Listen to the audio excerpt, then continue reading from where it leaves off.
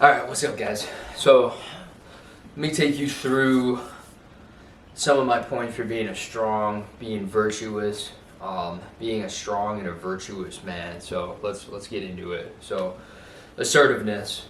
So, you can't wait for things to happen. You got to go out and get it. So, there's no waiting around expecting good things to happen to you. It's figuring out what you want to do, it's planning it, it's executing it. If I'm always waiting to ask out that girl, if I'm waiting to start at the gym, if I'm waiting to go to that new church, let's say I wanted to start going to church again, if I wait to put in that job application, you're just waiting for something good to happen to you. You're not going out and executing and figuring out what you need to do to ask out that girl, to get that new job. What do I need to do to build my job application to where I want it to be? What do I have to do right now? Do I have to go up to the company and maybe talk to someone in person? What can I do right now to get my foot in the door? You have to act to place yourself in the opportune position for good things to happen to you when it comes to being assertive. So, let's go to number 2. Stand up for those that can't stand for themselves. So speak up when you know something is wrong. Don't fail to act. So many people and so many times in history, there's been bad things that have happened, not because of the good person doing something, it's rather their lack thereof of doing anything. They don't stop and stand up for someone. They don't stop on the street when they see something wrong is happening. That's not to say put yourself in necessarily dangerous positions where you can get hurt, but evaluate the situation, determine if there is wrongdoing, and then act on it. You want to be a leader. Stand for something instead of being a follower. Don't just follow along when bad things are happening. It's kind of like bullying, when kids get bullied in high school, or maybe you did, or in high school or junior high or whatever it is. Would you have rathered someone stand up for you and come to your defense at that time, or would you prefer them just stand and watch and see that happen to you and do nothing about it? So put yourself in somebody else's shoes. What would you want someone to do for you when it comes to that? So let's go on to the next one. Being mentally and physically strong. You need both. You can't be one and be the other. You don't want to be, one and not have both. So stop acting on emotions. You want to feel the emotion, but be mentally strong enough to choose not to act on it. So I might feel anger, I might feel, sad, I might feel X, Y, and Z. You're going to feel it, but don't let your next steps after that be a reflection of what you were feeling at the time. So if I'm really angry, if I'm super pissed off, I'm fucking livid, don't take that and do something negative with it. Take it, accept the emotion, and then do something positive with it. Go to the gym, go hit the heavy bag, go translate into some academic pursuit, some business pursuit, something that you're taking and you're focusing on. Go take a cold shower, go do that and just shock your system. But it's not that as a man you're not gonna feel the emotion, but it's what you do after with it is what counts. So accept hardship and push through it.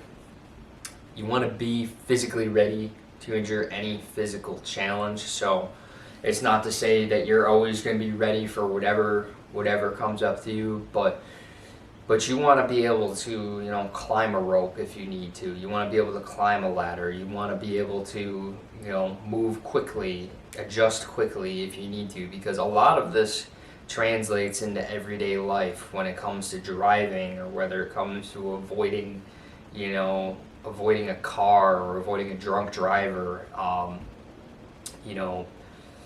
being walking down the street in a busy city, or maybe around a lot of questionable people. If you're in a walk down the wrong city block or whatever it is, being able to handle yourself and just being able to adjust when needed. And finally, a strong man is capable of violence, but only uses it to defend himself and others. So we don't go around, we don't just be an asshole and be violent and be, aggressive for no reason whatsoever. We use those principles when it's called upon.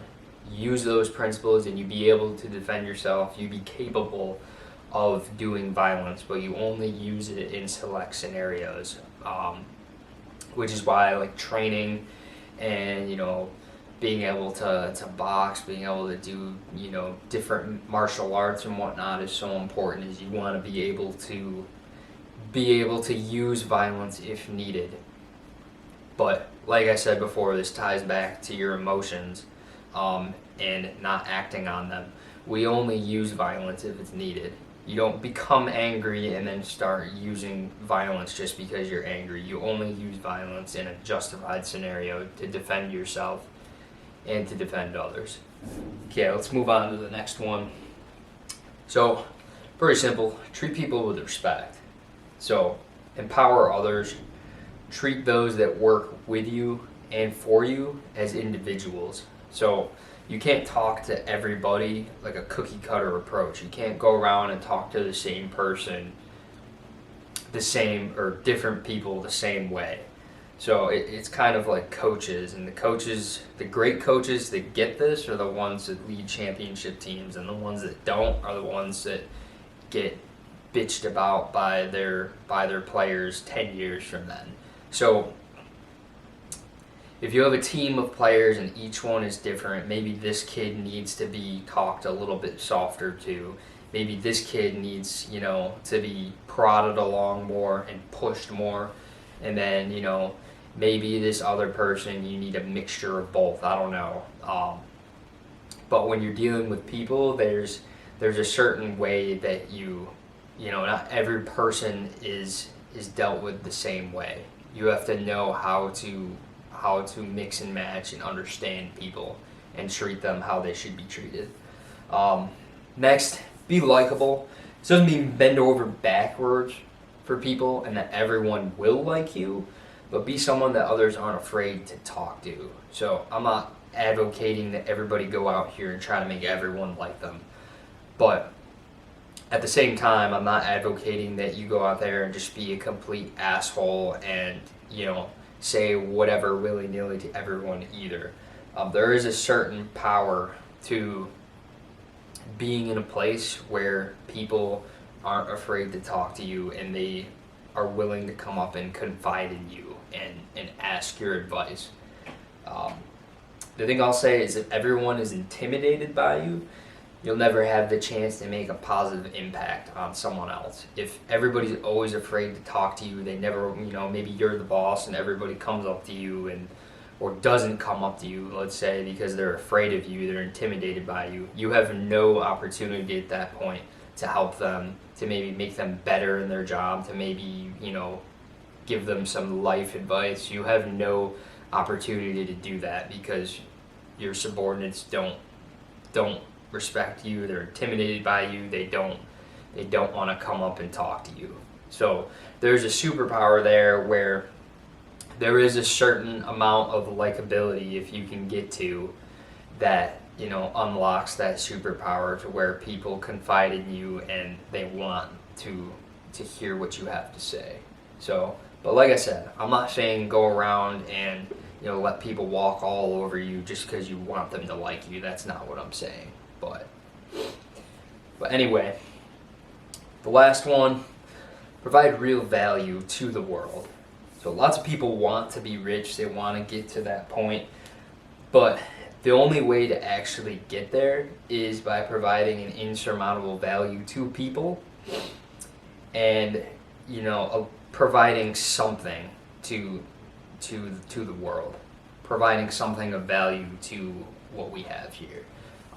Nobody reaches, a far out level of success without contributing something to mankind.